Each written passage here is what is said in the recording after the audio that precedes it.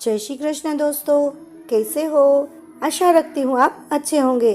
कर्म ज्ञान सरिता में आपका स्वागत करती हूँ। मित्रों, कर्म का फल तो हमें सबको भुगतना पड़ता है, लेकिन इसको कर्म का फल कैसे मिला, आज हम एक कहानी द्वारा देखेंगे।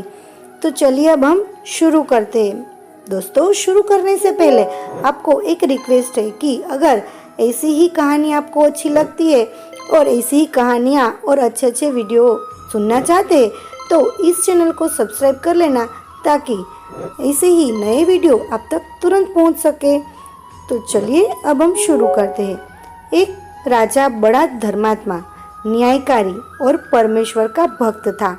उसने ठाकुर जी का मंदिर बनवाया और एक ब्राह्मण को उसका पुजारी नियुक्त किया। वह ब्राह्मण बड़ा सदाचारी, धर्मात्मा और संतोषी था। वह राजा से कभी कोई याचना नहीं करता था। राजा भी उसके स्वभाव पर बहुत प्रसन्न था। उसे राजा के मंदिर में पूजा करते हुए 20 वर्ष गुजर गए। उसने कभी भी राजा से किसी भी प्रकार का कोई प्रश्न नहीं किया। राजा के यहाँ एक लड़का पैदा हुआ। राजा ने उसे पढ़ा लिखा कर विद्वान बनाया और बड़ा होने पर उसकी शादी एक सुंदर राजकन्या के साथ करा दी। शादी करके जिस दिन राजकन्या को अपने राजमहल में लाए, उस रात्रि में राजकुमारी को नींद न आई। वह इधर उधर घूमने लगी। जब अपने पति के पलंग के पास आई तो क्या देखती है कि हीरे जवाहरात जड़ित मुट्ठे वाली एक तलवार पड़ी है। जब उस राजकन्या ने देखने के लिए वह तलवार म्यान में से बाहर निकाली, तब तीक्ष्ण धार वाली और बिजली के समान प्रकाश वाली तलवार देखकर वह डर गई। वह डर के मारे उसके हाथ से तलवार गिर पड़ी और राजकुमार की गर्दन पर जा लगी। राजकुमार का सिर कट गया और वह मर गया। राजकन्या पति के मरने का बहुत शोक करने लगी। उसने परमेश्वर से प्रार्थना की कि हे प्रभु, मुझसे अचानक यह पाप कैसे हो गया? पति की मृत्यु मेरे ही हाथों हो गई। आप तो जानते ही है, परंतु सभा में मैं सत्य न कहूँगी, क्योंकि इससे मेरे माता पिता और सास ससुर दोनों को कलंक लगेगा तथा इस बात पर कोई विश्वास भी नहीं करेगा।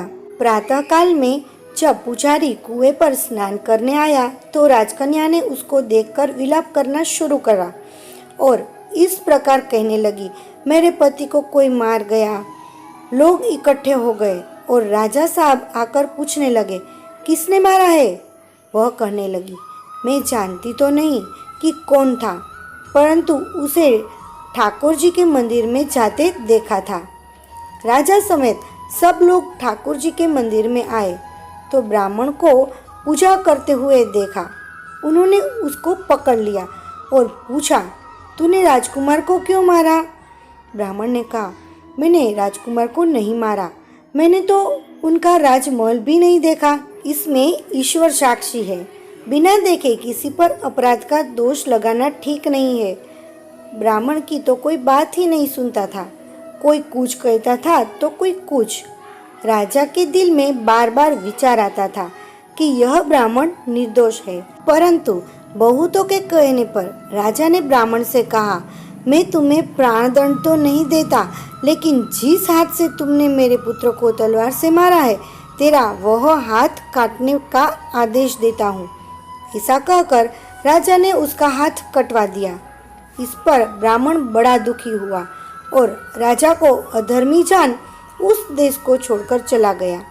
वहाँ वह खोज करने लगा कि कोई विद्वान ज्योतिष मिले तो बिना किसी अपराध हाथ कटने का कारण उससे पूछूं। किसी ने उसे बताया कि काशी में एक विद्वान ज्योतिष रहते हैं। तब वह उनके घर पहुंचा। ज्योतिषी कहीं बाहर गए थे। उसने उसकी धर्मपत्नी से पूछा, माताजी, आपके पति ज्योतिषी जी महाराज कहाँ गए हैं?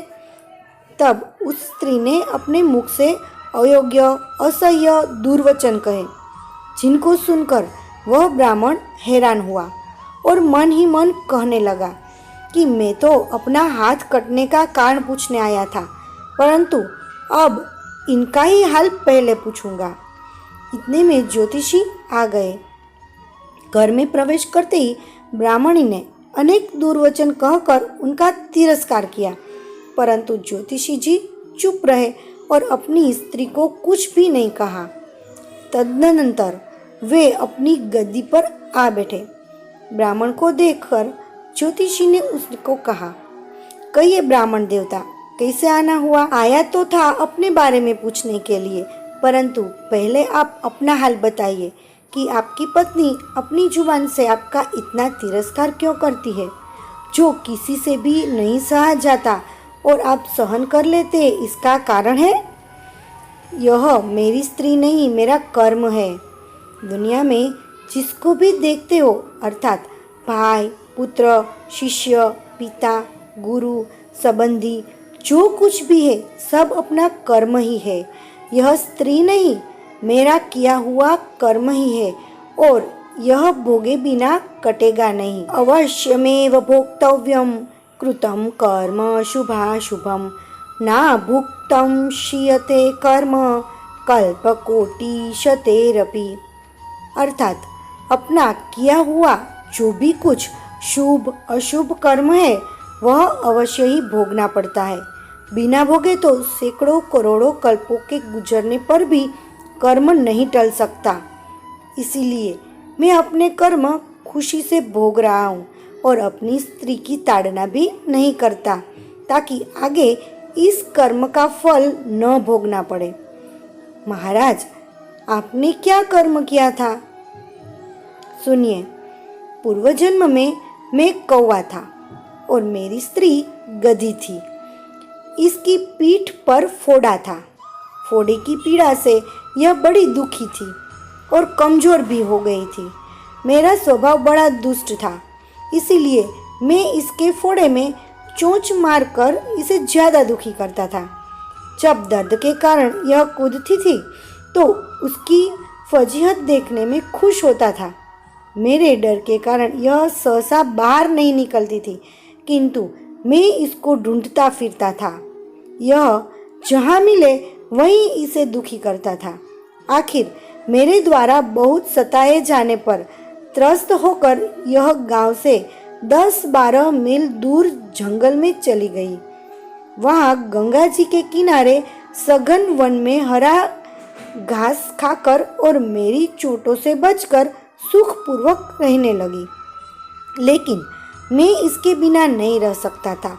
इसको ढूंढते ढूंढते मैं उसी वन में जा पहुंचा और वहाँ इसे देखते ही मैं उसकी पीठ पर जोर से चोंच मारी तो मेरी चोंच इसकी हड्डी में चुभ गई।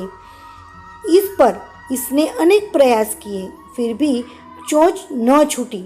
मैंने भी चोंच निकालने का बड़ा प्रयत्न किया, मगर चोंच न निकली। पानी के भय से ही यह दुष्ट मुझे छोड़ेगा ऐसा सोचकर यह गंगा जी में प्रवेश कर गई, परंतु वहाँ भी मैं अपनी चोंच निकाल न पाया। आखिर में यह बड़े प्रवाह में प्रवेश कर गई। गंगा का प्रवाह तेज होने के कारण हम दोनों बह गए और बीच में ही मर गए। तब गंगा जी के प्रभाव से यह तो ब्राह्मणी बनी और मैं बड़ा भारी ज्योतिष बना।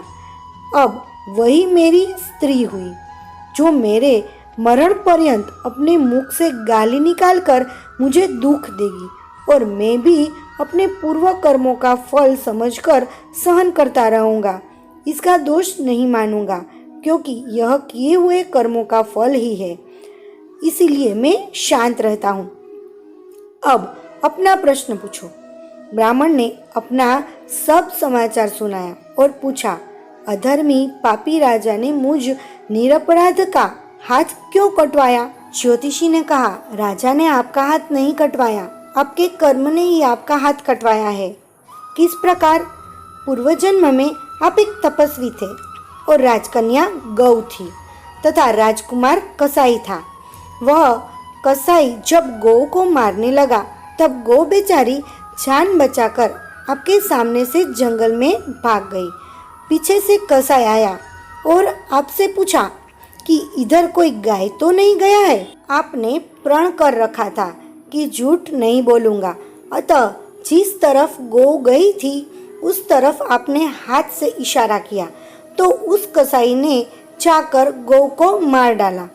गंगा के किनारे वह उसकी चमड़ी निकाल रहा था। इतने में ही उस जंगल से शेर आया और गौ एवं कसाई दोनों को खाकर गंगा जी के किनारे ही उनकी हड्डियां उसमें बह गई।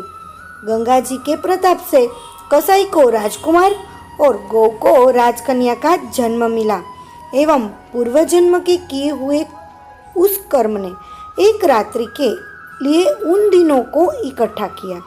क्योंकि कसाई ने गौ को हंसिए से मारा था, उसी कारण राजकन्या के हाथों अनायास ही तलवार गिरने से राजकुमार का सिर कट गया और वह मर गया। इस तरह अपना फल देकर कर्म निवृत्त हो गया। तुमने जो हाथ का इशारा रूप कर्म किया था, उस पाप कर्म ने तुम्हारा हाथ कटवा दिया। इसमें तुम्हारा कोई दोष नहीं है, किसी अन्य का नहीं। ऐसा निश्चय कर सुखपूर्वक रहो। कर्म फल का भोग टलता नहीं है। इतना सहज है ज्ञान संयुक्त जीवन। यदि हम इस कर्म सिद्धांत को मान ले और जान ले तो पूर्वकृत घोर से घोर कर्म का फल भोगते हुए भी हम दुखी नहीं होंगे, बल्कि अपने चित्त की समता बनाए रखने में सफल होंगे। भगवान श्री कृष्ण इस समत्व के अभ्यास को ही समत्व योग संबोधित करते हैं, जिसमें दृढ़ स्थिति होने पर मनुष्य कर्म बंधन से मुक्त हो जाता है। तो मित्रों, आपको ये कर्म की कहानी कैसी लगी हमें कमेंट में ज़रूर बताना। अगर अच्छी लगी हो तो लाइक कर देना और ऐसी ही जानकारियाँ के लिए चैनल को अभी तक सब्सक्राइब नहीं किया है तो सब्सक्राइब कर लेना, जिससे नया वीडियो आप तक तुरंत पहुंच सके। नए वीडियो के साथ जल्दी मिलेंगे, तब तक जय श्री कृष्ण।